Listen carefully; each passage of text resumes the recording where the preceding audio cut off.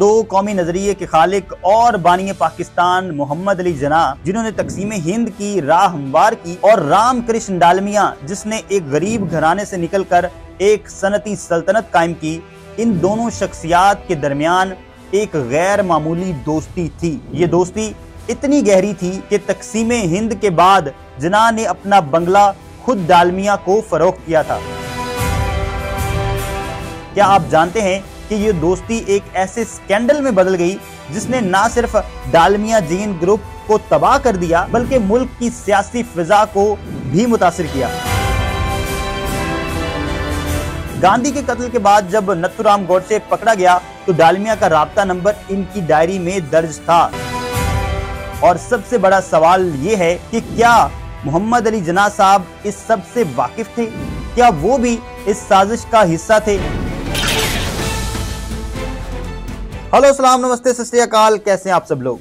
जी तो नाजरीन, सोचें कि आप दिल्ली की पुरानी गलियों में खोए हुए हैं जहां हर दीवार पर तारीख की आवाज गूंज रही है। आपको एक नाम मिलता है, मोहम्मद अली जिन्ना। जी हाँ, वही शख्स जिसने पाकिस्तान की बुनियाद रखी, कायदे आजम मोहम्मद अली जिन्ना। लेकिन क्या आप जानते हैं कि जिन्ना साहब सिर्फ एक सियासतदान नहीं थे बल्कि इंडिया के एक बहुत बड़े बिजनेसमैन के बहुत करीबी दोस्त भी थे।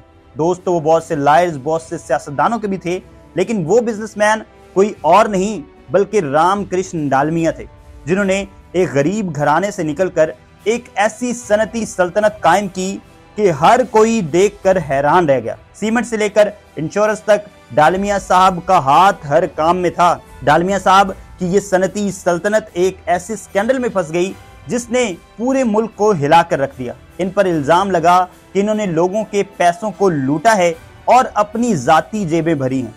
और सबसे बड़ा सवाल ये है कि क्या मोहम्मद अली जिन्ना साहब इस सब से वाकिफ थे? क्या वो भी इस साजिश का हिस्सा थे?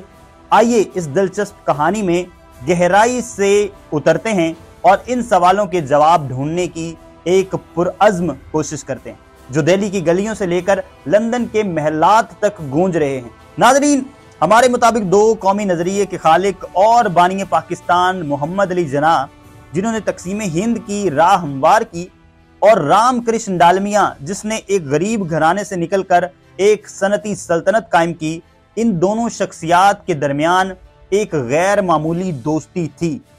ये दोस्ती इतनी गहरी थी कि तकसीम हिंद के बाद जिन्ना ने अपना बंगला खुद डालमिया को फरोख्त किया था। लेकिन क्या आप जानते हैं कि ये दोस्ती एक ऐसे स्कैंडल में बदल गई जिसने ना सिर्फ डालमिया जीन ग्रुप को तबाह कर दिया बल्कि मुल्क की सियासी फिजा को भी मुतासिर किया। दोस्तों, रामकृष्ण डालमिया राजस्थान के एक छोटे से गांव में अपना बचपन गुजारते हैं, लेकिन इनके अंदर एक ऐसा अज़्म था कि इन्होंने मेहनत और तदबीर से एक सनती सल्तनत कायम कर ली। इन्होंने अपने चचा मोतीलाल झंझनवाला के साथ काम करते हुए तजारत का धंधा सीखा।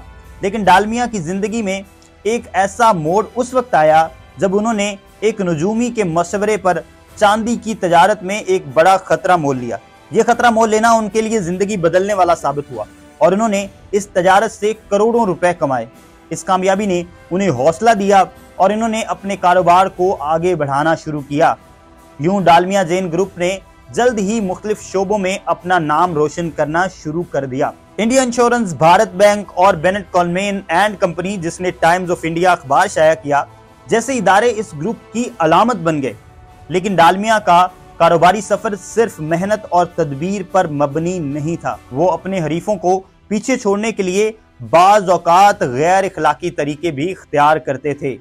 इसके अलावा वो सियासतदानों से भी बहुत करीबी ताल्लुकात रखते थे, जिसने इन्हें अपने कारोबार को आगे बढ़ाने में मदद दी। जी हाँ नाज़रीन, जब ये अपने उरूज पर थे तो अचानक डालमिया जैन ग्रुप की तरक्की का सफर एक ऐसे स्कैंडल में तब्दील हो गया जिसने इसकी बुनियादों को हिला कर रख दिया। इंडिया इंश्योरेंस कंपनी, जो इस ग्रुप की एक अहम तरीन शाख थी, इस पर माली बेज़ाब्तियों के इल्जामात लगाए गए। इल्जाम था कि कंपनी के फंड्स का निजी मफादात के लिए गलत इस्तेमाल किया जा रहा है और पॉलिसी होल्डर्स को नुकसान पहुंचाया जा रहा है। इन इल्जामात को बेनकाब करने वाले एक गैर मतवक्के हीरो की शक्ल में सामने आए फिरोज गांधी, जो वजीर आजम जवाहरलाल नेहरू के दामाद थे, फिरोज गांधी जो इस वक्त पार्लियामेंट के मेंबर भी थे, इन्होंने डालमिया जैन ग्रुप पर शदीद तनकीद की और इन्हें अवामी फंड्स का गलत इस्तेमाल करने का जिम्मेदार ठहराया। इनकी पार्लियामेंट में की गई तकरीरों ने न सिर्फ इल्जामात को अवाम के सामने लाने में मदद दी, बल्कि एक सियासी तूफान भी खड़ा कर दिया। हुकूमत ने अवामी दबाव और फिरोज गांधी की मुसलसल दबाव के तहत डालमिया जैन ग्रुप के खिलाफ तहकीकात का आखिरकार हुक्म दिया। एक तहकीकाती कमीशन जिसकी सरबराही जस्टिस SR टंडोलकर और बाद में जस्टिस वेवन बोस ने की, इन्होंने ग्रुप की माली मामलात की गहराइयों से तहकीकात की। इस कमीशन ऑफ इंक्वायरी ने अपने 815 सफात पर मुश्तमिल रिपोर्ट 15 जून 1962 को पेश की। तहकीकाती कमीशन की रिपोर्ट ने इंकशाफ किया कि डालमिया जैन ग्रुप ने माली बेज़ाब्तियां की हैं, कंपनी के फंड्स का निजी मफादात के लिए इस्तेमाल किया गया है। ये रिपोर्ट एक ऐसे ग्रुप की तस्वीर पेश करती है जिसने अपनी जाती मफादात को अवाम के मफादात से बालतर रखा। डालमिया ग्रुप ने इस कमीशन पर सवाल उठाते हुए अदालत से रुजू किया। इन्होंने दावा किया कि कमीशन ऑफ इंक्वायरी एक्ट 1952 के तहत कमीशन ऑफ इंक्वायरी गलत है और इस एक्ट का इतलाक निजी कंपनियों पर होता ही नहीं है। ताहम अदालत ने इस दलील को सिरे से मुस्तरद कर दिया और कहा कि ये अवामी अहमियत का हामिल मामला है। इस स्कैंडल ने डालमिया जैन ग्रुप को बुरी तरह मुतासिर किया। रामकृष्ण डालमिया को जेल की सजा भी सुनाई गई। ग्रुप की साख को शदीद नुकसान पहुंचा और इसकी फैलती हुई सल्तनत जवाल पजीर होने लगी। इस स्कैंडल के बाद हुकूमत ने 1956 यानी 1956 में इंश्योरेंस सनत को कौमियाने का गैर मामूली कदम उठाया, यानी नेशनलाइजेशन की। अगरचा इस इकदाम का मकसद अवामी मफाद की हिफाजत करना था, लेकिन इसने डालमिया जैन ग्रुप को एक बहुत बड़ा धचका दिया, जिसने इसके जवाल का बाकायदा आगाज कर दिया। नाज़रीन, महात्मा गांधी को कत्ल करने वाले नथुराम गोडसे ने कत्ल से पहले बहुत रेकी की थी। जनवरी 1948 में दिल्ली आने वाले नथुराम गोडसे ने दिल्ली रेलवे स्टेशन से ही डालमिया को फोन किया। इस बारे में बाकायदा मालूमात डालमिया की बेटी नीलिमा डालमिया ने dearest father's the life and times of R.K. Dalmia में फराम किए। वो अपनी किताब में वो लिखती हैं कि गोडसे ने महसूस किया कि डालमिया एक अमीर और ताकतवर हिंदू शख्सियत हैं जिनकी आवाज मुल्क के कोने कोने तक पहुंचती है। इसलिए इसने सोचा कि डालमिया को इस मिशन में मदद के लिए अपने साथ शामिल किया जा सकता है। वो डालमिया के बारे में और कुछ नहीं जानते थे। वो जानते थे कि वो एक मजहबी हिंदू हैं और इन्होंने खुलकर कांग्रेस के लिए सख्त नापसंदीदगी जाहिर की थी। इन्होंने ये सोचकर फोन नहीं उठाया कि शायद कॉल करने वाला किसी खैराती इदारे से पैसे मांगने के लिए फोन कर रहा है। ताहम बाद में ये अमल इनके लिए फायदेमंद साबित हुआ। यानी डालमिया को कॉल तो की गोडसे ने, लेकिन डालमिया ने वो कॉल उठाई नहीं, क्योंकि गांधी के कत्ल के बाद जब नथुराम गोडसे पकड़ा गया तो डालमिया का राब्ता नंबर इनकी डायरी में दर्ज था। ताहम पुलिस ऐसा कोई सबूत नहीं हासिल कर सकी कि डालमिया कत्ल में मुलव्वस थे। नाज़रीन, डालमिया जैन की दास्तान कारोबारी दुनिया में इखलाकी किरदार, शफाफियत और जवाबदेही की अहमियत का एक वाज़ेह यादगार है।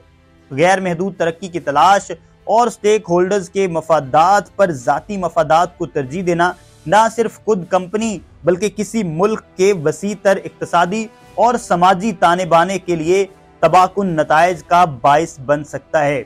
और इससे जदीद दुनिया, जदीद पाकिस्तान, जदीद भारत के बहुत से बिजनेसमैनों के लिए बहुत ही सीखने की चीजें मौजूद हैं। इसी के साथ हमें दीजिए इजाजत। अल्लाह हाफ़िज़।